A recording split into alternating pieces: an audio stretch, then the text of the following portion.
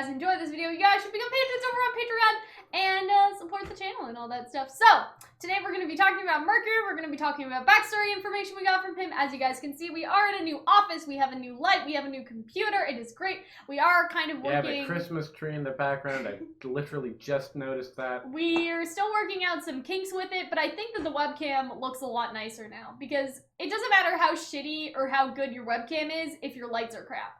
Like, really? And so, the fact that Hunter got us, like, this beautiful, professional, like, light for Christmas, like, we love Hunter. Hunter is a good egg. You didn't get me anything for Christmas. I did! It just hasn't come yet! Rooster Teeth, what are y'all doing? Anyway. Well, I guess now I know what it is. You don't know what it is, though. The last thing you got me for a present was the fucking Lyran apron that says do nothing to the cook, and I'm like, I've literally never used it. But Hunter, it is you a cook. pointless addition. You but I don't cook. Do you in cook a naked? Like, apron why? upon occasion. Put your apron on! Anyway. I don't Fucking wear an apron. burn your dick on, like, some bacon grease or something like that before you learn that you should wear your apron.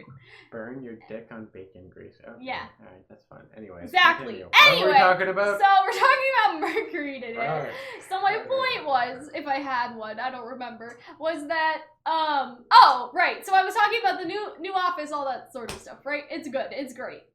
If you have a bad webcam or a good webcam, it doesn't matter if you have bad lights. Yeah, so we're still working out everything. That's what I was trying to get at. Other thing. So I want to hit 10,000 subscribers by the 31st of December, but it is literally impossible. Like, there's no possible way that we're going to do it. So I made a little bet on Twitter that I'll tell some very saucy and embarrassing stories, but to find out what they are, you guys have to go on Twitter first. I looked at them and I'm like, you gave 3 options. 2 of them are interconnected. The third one is just weird. And I'm also like, I feel like you have no, like, sense of shame when it comes to Here's the thing, though. It's not going to happen. There's no way that we're going to get 10,000 by the end of the year. There's just no way possible. There's no way. If they get 10,000, I'd be concerned because a lot of those stories, like, do not make you look like a very good person. So, you know how to... I'm taking PR. We know how to spin things. Oh, I ain't allowing you to spin. I'm not allowed. So you guys, if you're interested in that, go see that. Anyway, can we talk about Mercury now? I feel like that we've gone on too long again, but it's okay. So yeah, so Mercury has his backstory. Well, much like that was our exposition, much like Mercury's exposition. Yeah, so, like, everybody's been like, okay, well, Emerald's in love with Cinder. It makes sense why she's staying. It makes sense why now she's contemplating leaving. That's the only reason why she was here. But everybody's sort of been like, okay, well, why is Mercury here? Like, why does he care? You know what I mean? And I think it's a good question. Like, why? Why does he care? Right? Because we kind of drew it up to, oh, he just wants to kill people. Right? Or, oh, you know, he just wants to go. His dad died and he had nowhere else to go, and so Cinder and Emerald coming was just an opportunity, right? But I think that now we have some more insight, and we hear a couple of things that are really interesting. So, Mercury's semblance has sort of been revealed. Basically, his semblance was stolen by his dad. We don't know what it is. We don't know what it is. So it's not necessarily, like, revealed, but it's revealed that he had one, and now it's gone, so we'll never know. Like, that's the best answer that it seems like we're gonna get. Because I think somebody asked that to Miles on Ruby Rewind.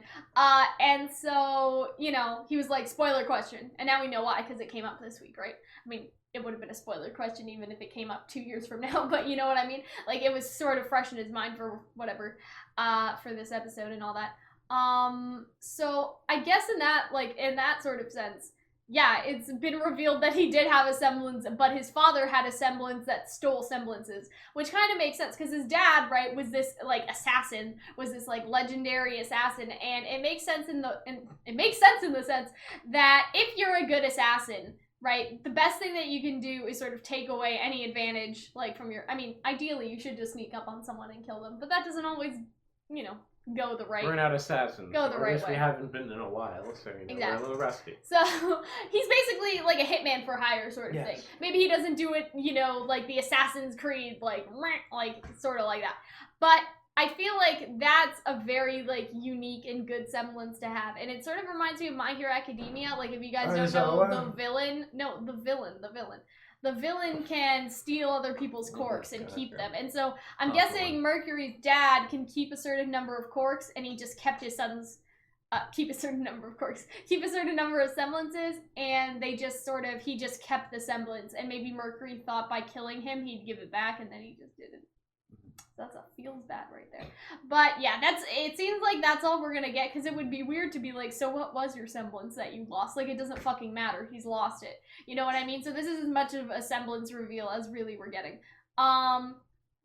In terms of sort of other stuff, he basically says that his dad was like, beat him every day, like, and seemed like really abusive, but like sort of trained him into this, like, I don't know, like deranged sort of like wolf warrior like thing, if that makes sense, you know what I mean? Wolf warrior. I don't know how you came up with that. I don't know. I was just thinking like I meant animalistic, maybe, Okay, like brutal. sort of like, yeah, or you know, having to sort of kill for your, or like fight for your life sort of thing. Like, that's kind of what I meant. I don't know what I'm talking about. I'm still sick, so but yeah, I really sort of enjoy hearing about his backstory. This isn't exactly the way I thought it would come out, like, but I guess what other way was there? I don't know. It's funny that Emerald just never asked before, and so now we're getting this information. Or maybe she's heard this speech 1,000 times. You know what I mean? Like, she's heard Mercury say the same thing over and over and over again, but she's just asking because she wanted sort of validation for her feelings of wanting to leave. Right? So maybe this is, like, why are you asking that? He could have been like, why are you asking that again? You know what I mean? Like, that could have been the tone that he was trying to give off, but he just didn't say again. Like, you know what I mean? But I think it's interesting, like, for someone to have a semblance and then lose it, because semblances are an extension of your aura, right? They're supposed to be sort of this part of yourself, and everybody seems to have a unique semblance. And Ren even says some people think it's based off of personality, some people think it's based off of environmental factors, but to have something that sort of close and personal to you, like, ripped away, you know what I mean? Like, how would Ruby Rose be Ruby Rose without her speed semblance, right? She literally burst into rose petals. I mean, that's probably where the Rose name has come from. I mean, if Summer could do the same thing, we don't know. But Summer also has those rose petals trailing behind her when we see her in Ruby's dream, so at least Ruby imagines her that way, right? And so to have that sort of rip from you, I don't know, I feel like Mercury's a little traumatized. I would be traumatized, for sure. And you kind of see, I guess, in other shows like My Hero Academia, how people without quirks are sort of treated, right? And so, and that's in a world where some people are just born without quirks. It seems like in this world, every single person has a semblance, more or less, because it's an extension of aura. But with Mercury, his was just like ripped and stolen away. Like, that's a very, I don't know, that's a very interesting sort of personal thing. Does that make sense? Because it's different to be born without something and then just sort of feeling it like you don't fit in, but to have something that is an extension of yourself taken from you, like, that's a whole other thing. Right? Yes. Yeah, right. You've been very quiet. Yes, well, you've been talking a lot. Okay, well, I'll take a sip of water because now I can't breathe, and you can go ahead. I just think that, like, whether in, like, just discussing his actual semblance or his backstory, it's whatever. The scene kind of baffled me because it was so exposition-y, and it's just like, it's weird that it's like, exposition while fighting, I'm harder than you as we fight. Yuri Lowenhall, or Yes. Liffenhall, he's a good voice actor, though. Like, Yeah, I mean, I really liked his performance, even if it was a little weird. even like in Spider-Man, like the performance was fine.